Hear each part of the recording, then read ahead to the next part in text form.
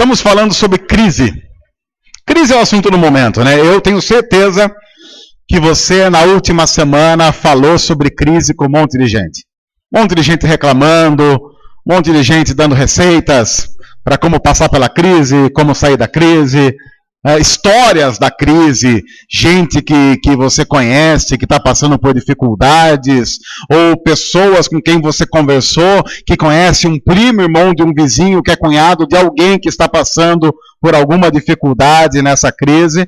E nós estamos falando sobre isso, só que nós não estamos falando apenas sobre crise. A nossa ideia nesse mês de outubro é falar sobre Deus e a crise.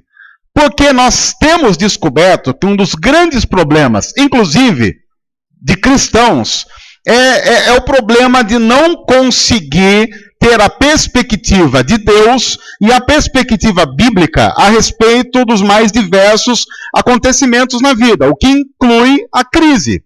É por isso que na semana passada nós falamos um pouco sobre o fato de que Deus está sabendo do que nós estamos passando. Por exemplo, Deus não está sendo pego de surpresa ao constatar que o nosso país está passando por uma crise.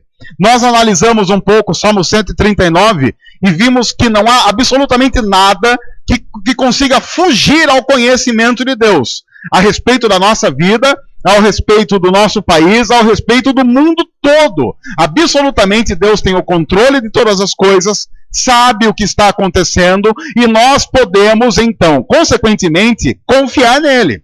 Deus está por dentro do que está acontecendo em nosso país e em nossa vida.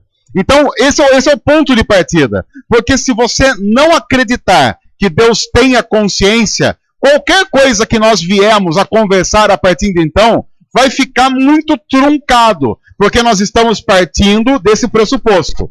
Deus está no controle. Deus é soberano. Ele sabe o que está acontecendo, Ele sabe o que vai acontecer, e Deus, por causa disso, tem um plano soberano sobre toda a história. Hoje nós vamos falar especificamente, sobre nós como brasileiros, tá ok?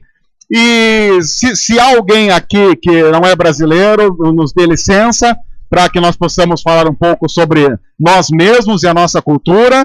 Se há alguém nos assistindo no YouTube que não é brasileiro, talvez você vá concordar com algumas coisas que nós falaremos sobre o nosso país. Você que está nos ouvindo pela internet também. Nós vamos falar um pouco sobre o país que nós queremos, ou o país que nós devíamos querer.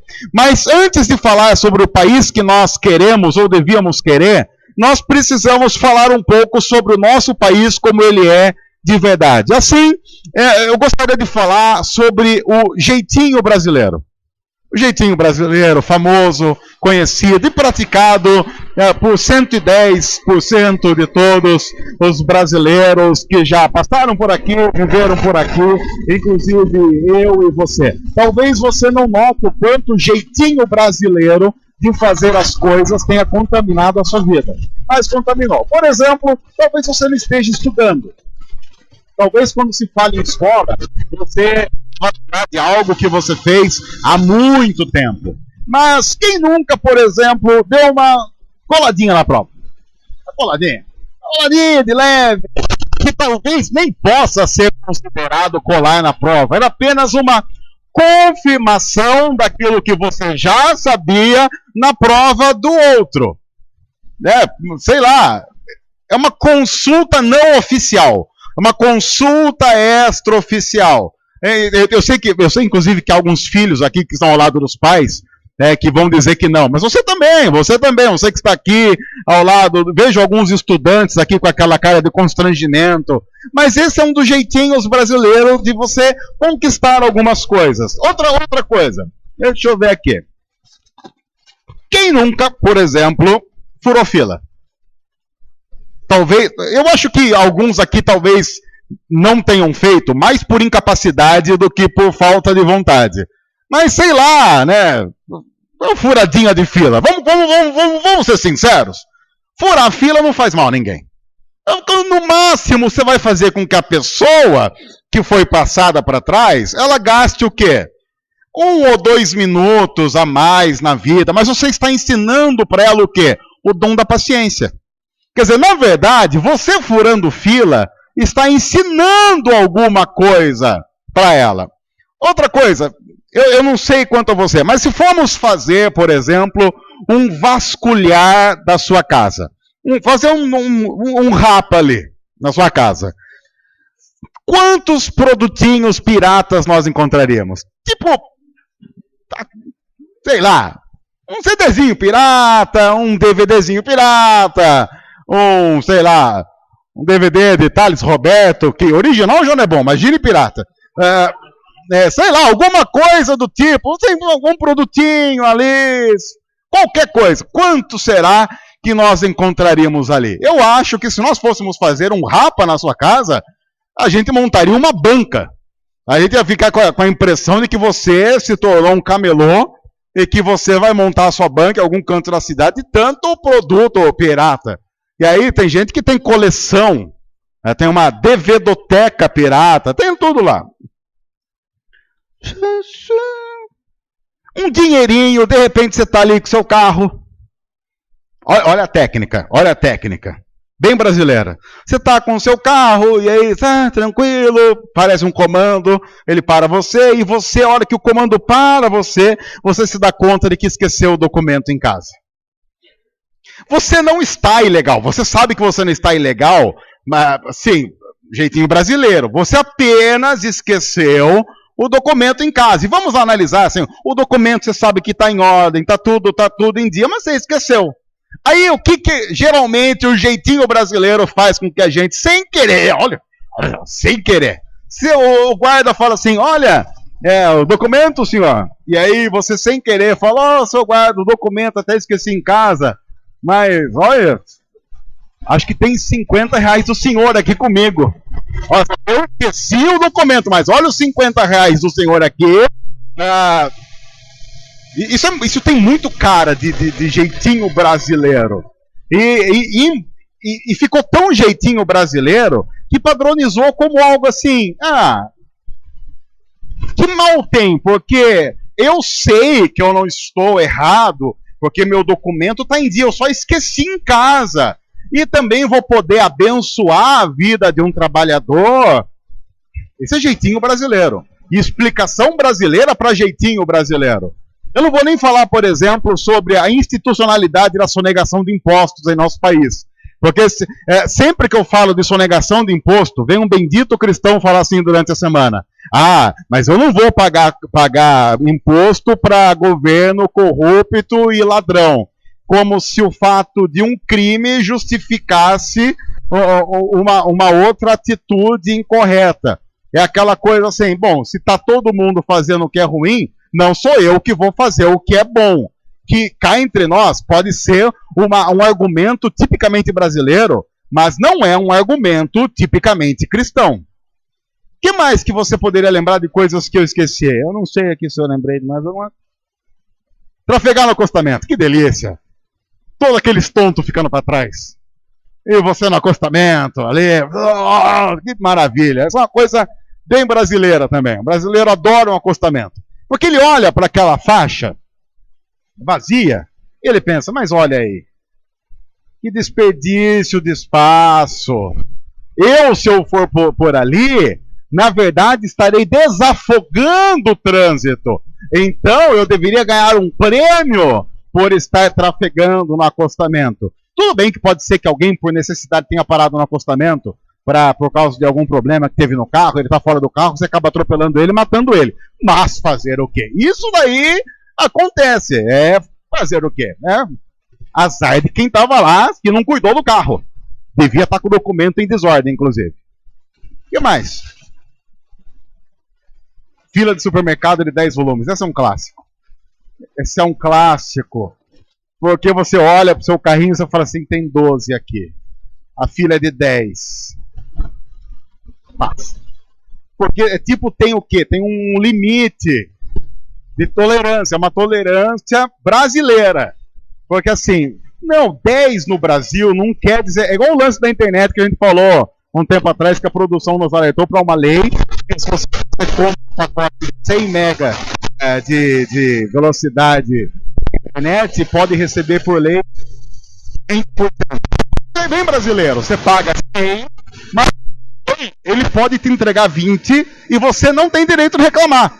Quer dizer, tente explicar isso para alguém que não é daqui. Olha, eu estou pagando 100, mas a empresa para quem eu estou pagando 100 pode, por lei, me dar 20. E eu não posso reclamar. E o brasileiro, já tem um jeitinho brasileiro que é tipo assim, também se der 10, já tá bom demais, nem vou reclamar. Porque já está subentendido que no nosso país as coisas não são feitas da forma correta e não devem ser feitas da forma correta. Porque há o jeitinho brasileiro de se fazer as coisas. Fica claro que o problema da corrupção em nosso país não é um problema apenas de quem chegou ao poder. É um problema de redenção de brasileiros. Brasileiros precisam de redenção. Brasileiros e a cultura brasileira precisa ser salva. A cultura brasileira precisa conhecer princípios estabelecidos pela palavra de Deus. Porque enquanto nós estamos falando de jeitinho brasileiro, você não pode se esquecer que nós também estamos falando do jeitinho brasileiro de desviar milhões ou bilhões que acabam, consequentemente, matando milhares. É o jeitinho brasileiro. Que alguém disse uma vez, a questão é apenas o quanto você tem oportunidade de burlar. Se cai 1.000 em sua mão, você rouba 1.000. Mas se cai 1 milhão, você rouba 1 milhão. Esse é o jeitinho brasileiro de se fazer as coisas. No entanto, a Bíblia deixa claro que esse tipo de postura corrupta é uma postura pecaminosa. É por isso que a nossa cultura precisa de redenção. É por isso que a nossa cultura precisa de evangelho. É por isso que o nosso país precisa definitivamente, tanto aqueles que fazem parte como não fazem parte de uma igreja, precisam ser totalmente, inteiramente convertidos ao que a Bíblia diz. Porque começa assim, no fura-fila, começa numa pequena sonegação de impostos, começa em pequenos acontecimentos que a gente vai colocando na cabeça que não tem problema algum. Até que você tem um montante de 100 bilhões em suas mãos. E quem tem um montante de 100 bilhões em suas mãos vai pensar assim, se desses 100 bilhões eu roubar só 1 milhão, não vai fazer falta nenhuma. Porque se eu administro 100 bilhões, faz a conta da porcentagem que 1 milhão é. E se você é brasileiro como eu, automaticamente já há uma voz na sua consciência dizendo assim, mas pense bem, faz sentido.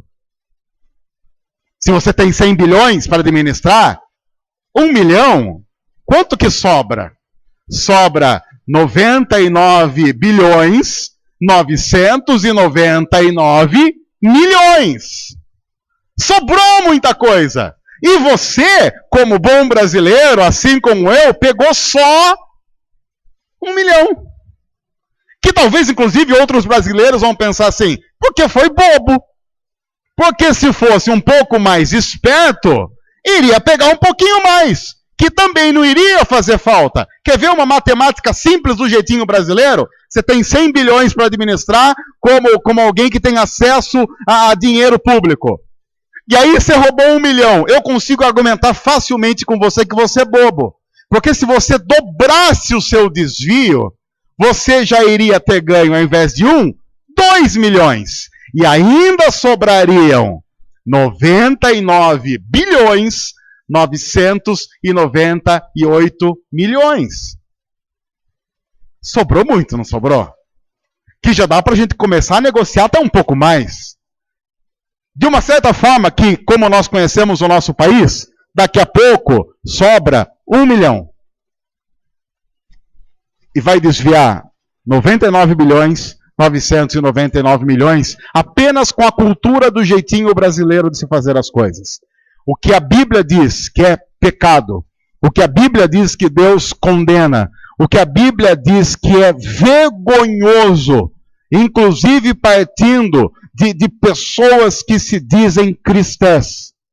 Em nosso país, por exemplo, nós temos um dos grandes líderes políticos da nossa nação envolvido em escândalos, negando mesmo diante de provas contundentes, e que provavelmente nesse mesmo horário, agora, 8 horas e 8 minutos do dia 11 de outubro, sabe onde é que ele está? Na igreja dele. Porque ele é membro de uma igreja. E segundo as últimas investigações, usou a conta da igreja para desviar alguns milhões. Esse é o país que nós vivemos. Vamos para a Bíblia? Porque diante de situações que nos envergonham, talvez só a Bíblia para nos envergonhar um pouco mais, mas ao mesmo tempo trazer algumas palavras que possam reacender em nós a possibilidade de um andar correto diante de Deus. O Salmo 144, que é um salmo não muito conhecido, a não ser o seu último versículo, traz algumas lições importantes para que a gente compreenda o país que nós devemos querer. O país que nós devíamos querer. Ou o país que, em nome de Jesus, nós queremos como cristãos que somos. Não apenas cristãos que se dizem cristãos porque frequentam uma igreja cristã no domingo à noite, mas porque tem Jesus como Senhor de suas vidas no coração. O Salmo 144 começa dizendo assim: Bendito seja o Senhor, a minha rocha, que treina as minhas mãos para a guerra e os meus dedos para a batalha. Ele é o meu aliado fiel, a minha fortaleza, a minha torre de proteção e o meu libertador. É o meu escudo, aquele em quem me refugio. Ele subjuga a mim os povos. Deixa eu dizer algo antes da gente entrar no meio desse salmo. O contexto em que o salmo está sendo escrito é um contexto de guerra.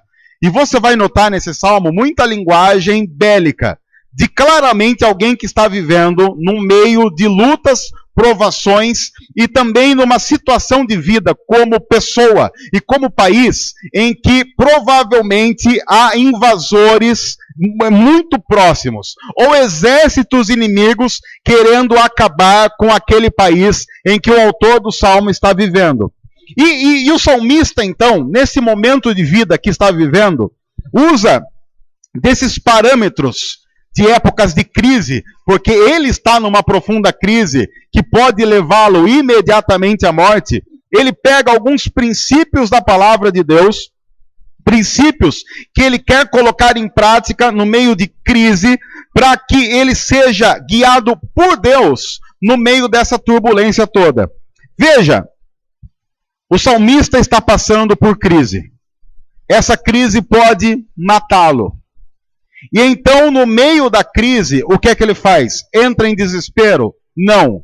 Ele volta os olhos para Deus, ele volta os olhos para a palavra de Deus, para tentar compreender e reafirmar alguns princípios que devem fazer parte de todo aquele que se diz seguidor do Deus verdadeiro. Aí, a primeira coisa que ele faz no Salmo, como nós acabamos de ler, é reafirmar que a confiança dele está totalmente em Deus. Isso, é claro, tem a ver com um pouco daquilo que nós conversamos na semana passada. Mas você não pode se esquecer que qualquer reação à crise, qualquer atitude que você tome no meio da crise, qualquer percepção que você tenha a respeito da crise, tem que sempre começar com uma confirmação no coração de que a minha confiança está em Deus. É por isso que ele diz: o Senhor é a minha rocha. É Ele que prepara as minhas mãos para a batalha. É Ele quem cuida da minha vida quando as coisas estão saindo do controle. Não é a minha força, não é o quanto eu estudei, não é o quanto eu sei a respeito de tudo o que está acontecendo, mas é o quanto Deus está abençoando a minha vida, agindo em minha vida, para me fazer compreender como eu devo agir e reagir em momentos de crise.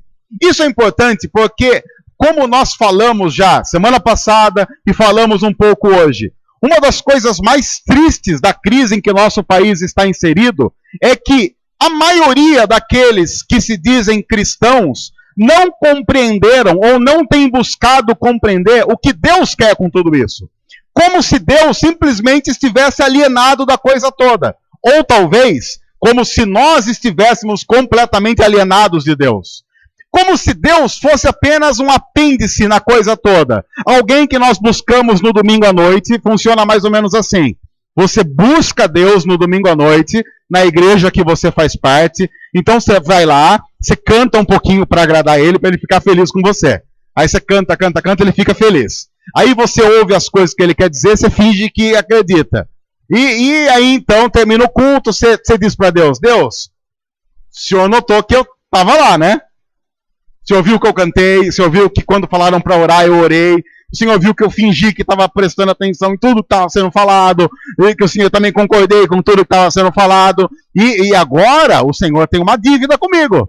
O senhor agora precisa fortalecer a minha vida para que nessa semana eu consiga vencer as batalhas que a crise me faz ter que passar. Não importa se nessa semana algumas artimanhas que eu tenho preparado para enfrentar a crise são artimanhas do jeitinho brasileiro. Furar algumas filas, sonegar algumas coisas, dar uma roubada aqui e ali. Mas, Senhor, aqui no país que eu vivo, há pouco tempo foi feita a oração da propina.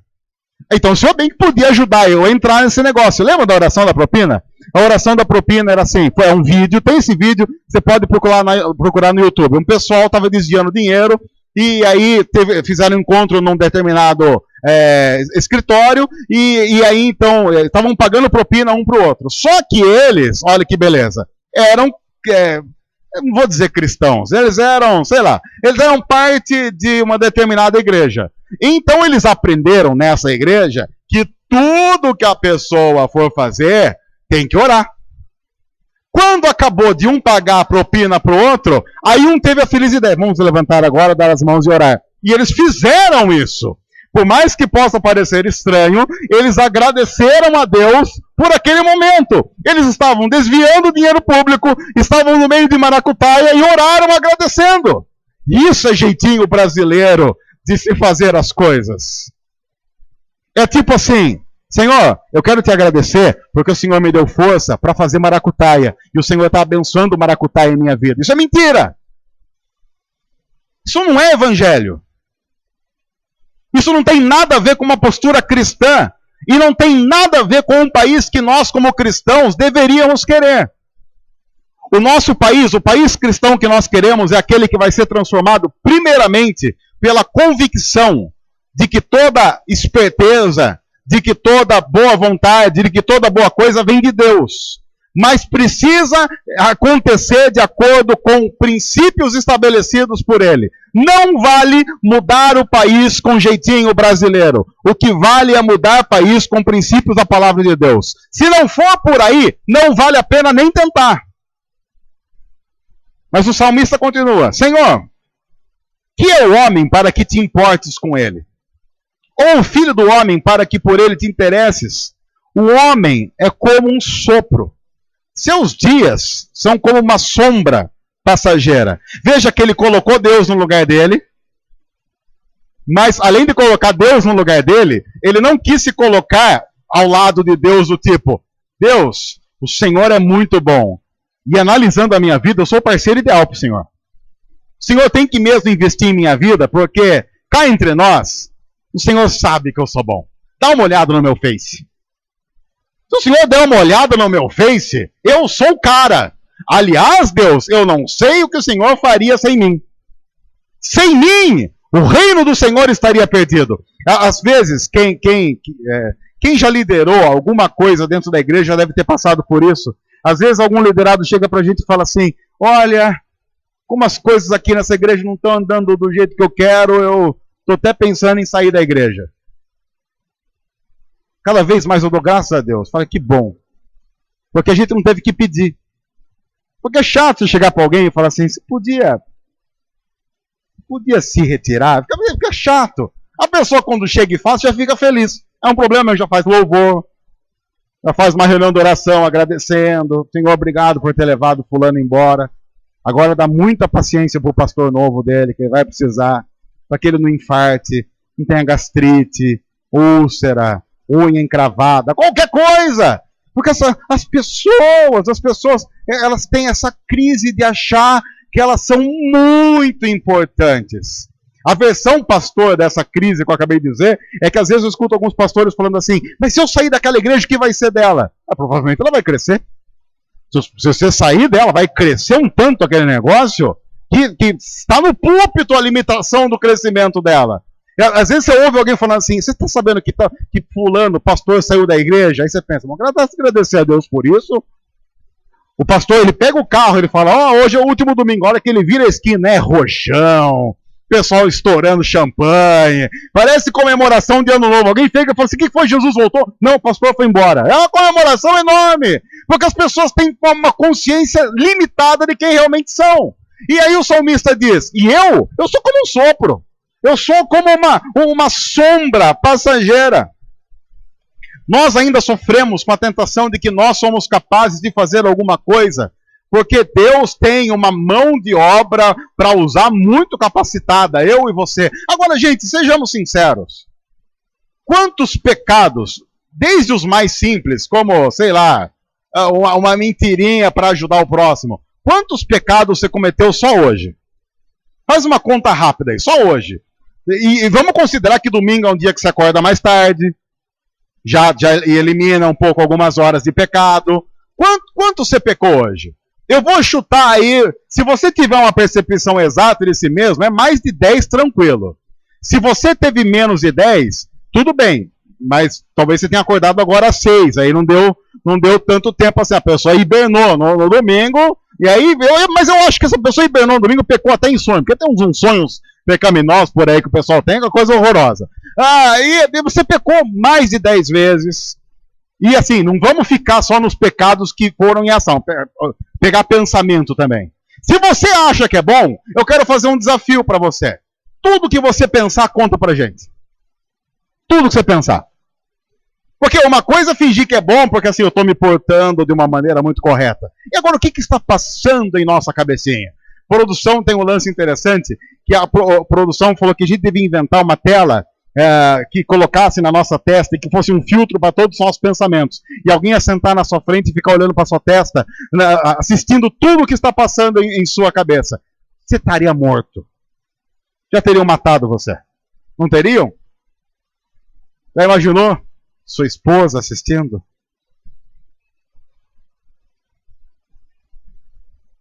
A cara de desespero dos homens. Não, meu Deus. Imagina o seu esposo assistindo tudo que você pensa. Imagine o seu chefe. Seu filho, sua filha, seu irmão, sua irmã, sua sogra. Imagine. Professor, você não ia tirar um 10 nunca mais. Quer dizer, a gente já não tira mesmo, né? Mas ia ficar com 0 direto. Todo mundo aqui teria sido demitido por justa causa.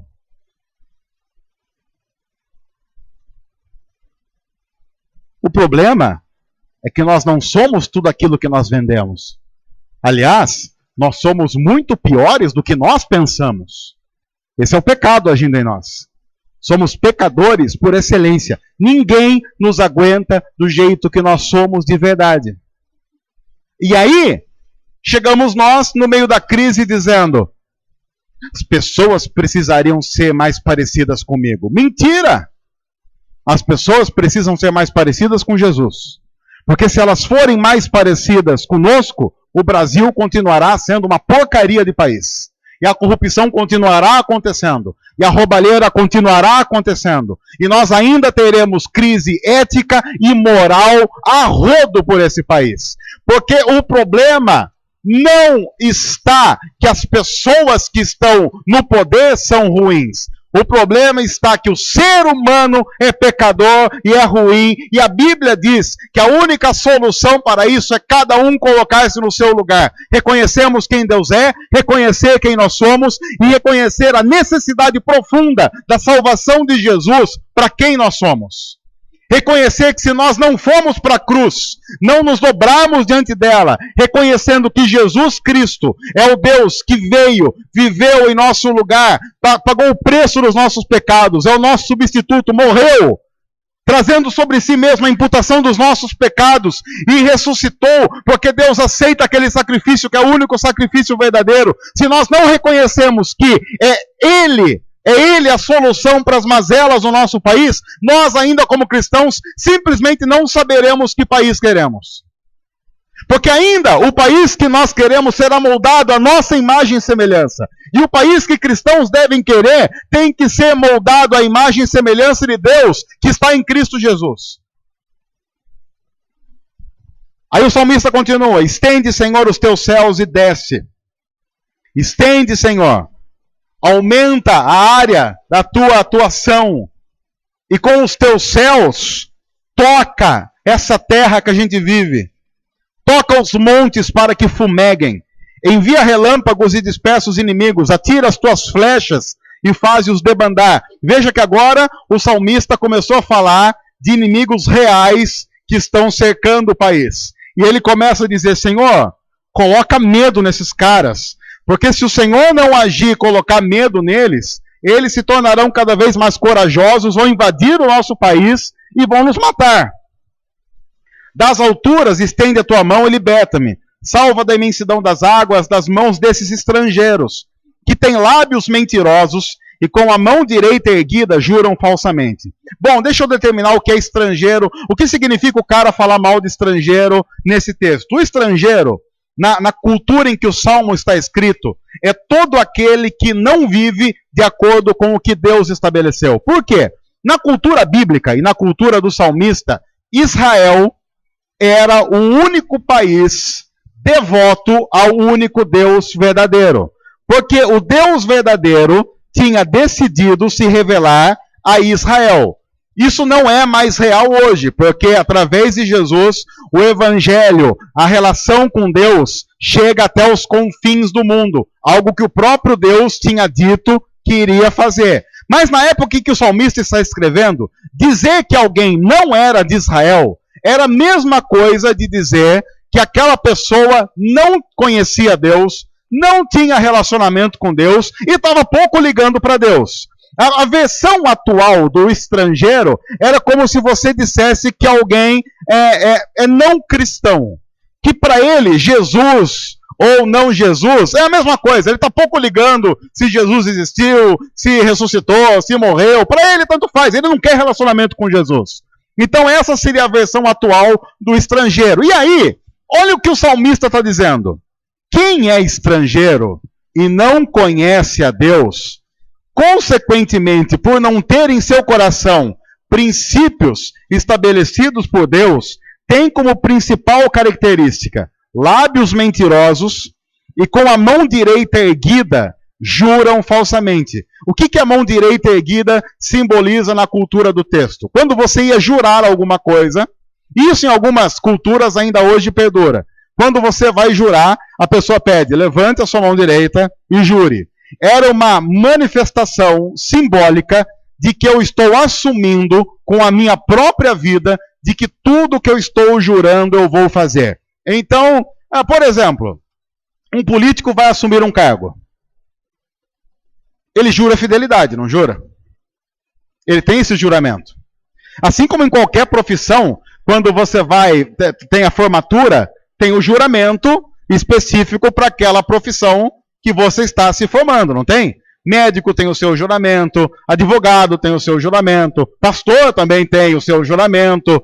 E geralmente, quando você vai jurar, o que a pessoa pede? Levante a sua mão direita. Davi está dizendo o seguinte nesse salmo: a característica daqueles que não conhecem a Deus é levantar as mãos e jurar, já imaginando que não vão seguir aquilo que estão jurando. O que fica claro que Davi já conhecia o Brasil. O que fica claro que nós estamos descobrindo pela Bíblia que o Brasil é muito mais antigo do que a gente imagina e já estávamos tentando invadir Israel. Porque ele está dizendo, esse povo que não conhece a Deus tem como princípio de vida mentira e jurar falsamente. O problema é que nós vivemos numa nação que, independente de ser cristão ou não, seres humanos vão vivendo como se não conhecessem a Deus e vão desafiando a sua palavra. O ser humano pode levantar a mão direita e jurar falsamente num momento de posse de alguma coisa. Mas você já imaginou quantos cristãos fazem isso todos os domingos enquanto estão cantando em suas igrejas? Talvez esse não seja o nosso costume. E não é o nosso costume, apenas por uma questão da nossa cultura, mas a grande maioria das igrejas, se você já notou, tem como costume, enquanto as pessoas estão cantando, elas levantam as suas mãos. Entendeu de onde vem esse costume de levantar as mãos? A pessoa está dizendo que Deus, aquilo que eu estou cantando agora, eu estou jurando que vai ser verdade em minha vida. Então pode cobrar isso de mim. É um juramento que eu faço em forma de canção. Ferrou. O bicho pegou. Porque, vamos ser sinceros, tem muita gente levantando a mão e jurando no domingo à noite e cuspindo no juramento na segunda-feira de manhã. Para depois assistir o Jornal Nacional e falar assim, como esses políticos são sem vergonha. Juraram que iriam fazer o que é certo e mentiram. E aí Deus está olhando para a gente e dizendo assim, igual vocês fazem domingo após domingo. Pode ser a posse política, mas pode ser um momento de música. Pode ser inclusive um momento que nós oramos. É por isso que um texto da Bíblia diz assim, eu quero que homens orem levantando mãos santas.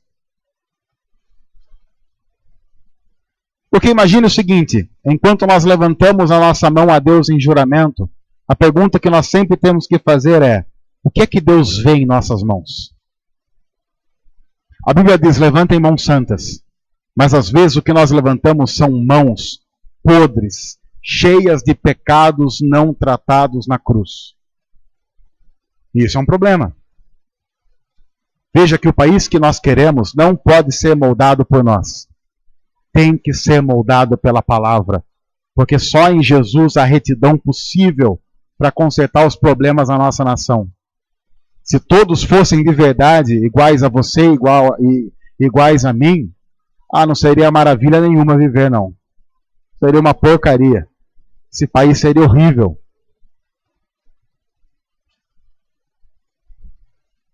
Cantarei uma nova canção a ti, ó Deus, tocarei para ti a lira de 10 cordas, para aquele que dá vitória aos reis, que livra o seu servo da vida da espada mortal. Dá-me libertação, salva-me das mãos dos estrangeiros que têm lábios mentirosos e que, com a mão direita erguida, juram falsamente. Então, o que o então significa? Deus está no seu devido lugar. Eu reconheço quem Deus é. Eu estou no meu devido lugar. Eu reconheço quem eu sou. Eu também compreendo que, às vezes, o juramento de alguns não condiz com o estilo de vida. E eu peço que o Senhor me proteja desses, mas também me livre de ser um desses. Então veja, Deus no seu devido lugar, seres humanos no seu devido lugar, sendo tratados em seus pecados, em seus problemas, em suas limitações. Então, na juventude, os nossos filhos serão como plantas viçosas. As nossas filhas, como colunas esculpidas para ornar um palácio. Os nossos celeiros estarão cheios das mais variadas provisões. Os nossos rebanhos se multiplicarão aos milhares, às dezenas de milhares em nossos campos. O nosso gado dará suas crias. Não haverá praga alguma nem aborto. Não haverá gritos de aflição em nossas ruas. E aí, só aí é que vem o versículo conhecido desse salmo, porque a gente gosta de caixinha, de promessas, que é só coisa boa que vem da Bíblia, mas não gosta do compromisso que a gente tem que assumir como parte daquele processo todo. E aí, como consequência disso tudo, o salmista diz, como é feliz o povo assim abençoado, como é feliz o povo cujo Deus é o Senhor. Mas nenhum povo tem Deus como Senhor sem passar pelo processo que o salmista disse há pouco. Ninguém pode dizer que Deus é o seu Deus se as coisas não estiverem nos seus lugares. Nós nunca teremos um país abençoado se Deus não estiver no lugar dele. Se seres humanos não estiverem em seus lugares e fazendo aquilo que Deus pede para que eles façam. Nunca! Porque, do contrário, o pecado ainda será o órgão que estabelecerá relacionamentos, que estabelecerá reações que nós temos nas mais diversas situações da vida. Nós olharemos para tudo aquilo que é ruim ainda como sendo algo normal. Nós olharemos para todas as mazelas como faz parte. Fazer o quê? Faz parte. Nós ainda entenderemos que posturas anticristãs são posturas necessárias para que o país vá para frente. E a gente escuta tanta besteira da boca e lê tanta besteira dos dedos de cristãos espalhados por aí, dizendo que a solução para o nosso país está em coisas, em posturas, em leis que nada tem a ver com o que a Bíblia diz a respeito das coisas. Como se Deus simplesmente não imaginasse que nós chegaríamos ao ponto que chegamos, e então ele escreveu um livro, a Bíblia, não imaginando que o mundo seria assim. E agora Deus provavelmente está com a Bíblia nas mãos pensando, meu eu, o que eu fiz? Porque o meu eu é por causa que Deus é Deus, ele não vai falar meu Deus. Aí no caso ele pega a Bíblia e ele diz, meu eu, por que nós escrevemos isso? Porque veja como o Brasil está em 2015. Se nós soubéssemos como o Brasil estaria em 2015, nós jamais teríamos escrito esse livro. Porque agora escrevemos, esse povo acha que Bíblia é a palavra de Deus, e agora a gente precisa dar um jeito de mudar esse negócio. Tem gente que acha que Deus deve reagir assim, como se Deus inclusive sofresse de um pouco de esquizofrenia. Como se Deus, inclusive, ao olhar para a situação do nosso país hoje, estivesse entrando num processo de depressão. Do tipo, ai, o que eu fiz? A gente vamos ter que liberar esse pessoal, que é meu povo, para fazer umas maracutaia. Porque se eles seguirem a palavra que eu escrevi, eles não vão se dar bem nesse mundo. Talvez, se eles seguirem a Bíblia como eu escrevi, eles vão sofrer, como Paulo, como Pedro, como João, como Jesus. E a gente não quer que eles sejam iguais a esses caras, né? A gente não vai correr o risco de repente, esse pessoal seguir a Bíblia e ficar mais parecido com Jesus. Não! Que eu nos livre disso. Vamos trabalhar para que eles sejam mais parecidos como os grandes ícones da sociedade. Algumas pessoas têm falado assim, mas você tem falado que Deus é soberano. E aí, você tem falado que nós temos que obedecer a Bíblia. E há um problema nisso. Porque, por exemplo, só para começar a conversa política, a Bíblia diz que não há autoridade que não seja constituída por Deus. O que significa dizer que se a Bíblia está certa, todas as autoridades políticas foram constituídas por Deus. E aí, como é que você explica? Fácil. Toda autoridade é constituída por Deus. Algumas, como diz o Salmo, como consequência de um povo que busca Deus santo, correto, para abençoar esse povo. Outras, justamente para disciplinar o povo. E eu acho com toda tranquilidade que as autoridades que Deus instituiu em nosso país são simples e claras manifestações da disciplina que ele coloca sobre um povo ruim como o nosso. E eu posso dizer isso com muita tranquilidade porque eu sou brasileiro. Sou nascido aqui, sempre morei aqui, pago meus impostos daqui, torço em time daqui, também quero que o Dunga saia. Igual qualquer brasileiro. Assisto a seleção, fico com saudade do Corinthians, a verdadeira seleção. Com saudades aí.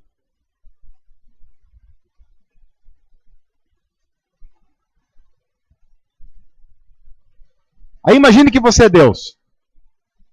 Imagine que tem lá uma galeria de políticos a estabelecer para o país. Qual que você colocaria aqui?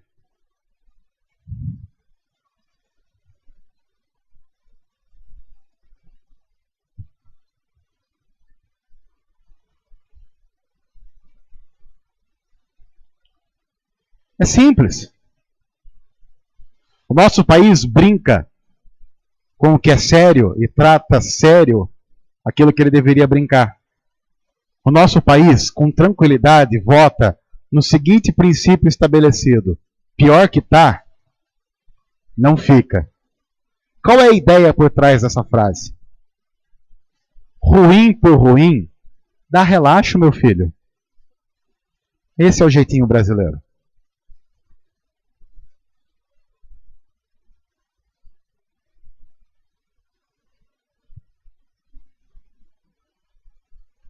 O cristão olha para uma frase como essa e diz: realmente talvez seja difícil ficar pior do que está. Mas o Evangelho me faz crer num amanhã melhor. Jesus me faz crer num amanhã melhor. A ressurreição me faz ter esperança. Saber que um dia os céus se abrirão e eu virei Jesus me chamando pelo nome me faz ter motivação para continuar lutando para que outras vidas sejam salvas. Pode ser que os jornais me angustiem, mas o país que eu quero não está neles, está na palavra. E é por ele que eu vou lutar. O país que eu quero não está na América do Norte, não está na Europa. O país que eu quero está no reino de Deus. E eu creio que há princípios do reino de Deus que podem e devem ser estabelecidos já, pelos quais eu devo lutar agora, para a glória do Senhor. Para a glória do Senhor. Para que Deus seja louvado. Para que Deus seja engrandecido.